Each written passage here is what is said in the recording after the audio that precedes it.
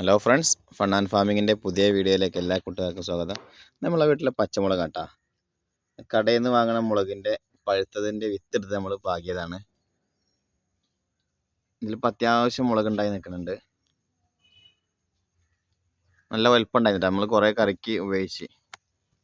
ഇനി ഇത് തന്നെ ഒരു ഏകദേശം 1 വർഷം നല്ലപോലെ നോക്കിയാൽ ഈ ഒരു മുളക് തയ്യാൻ നമുക്ക് ഇഷ്ടംപോലെ മുളക് കിട്ടും.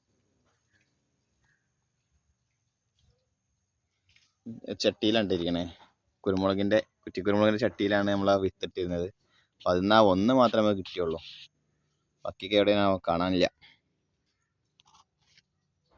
അതിൻ്റെ അടുത്ത ശംഖുപുഷ്പം വന്നിട്ടുണ്ട് കേട്ടോ, നല്ല നീല ശംഖുപുഷ്പം.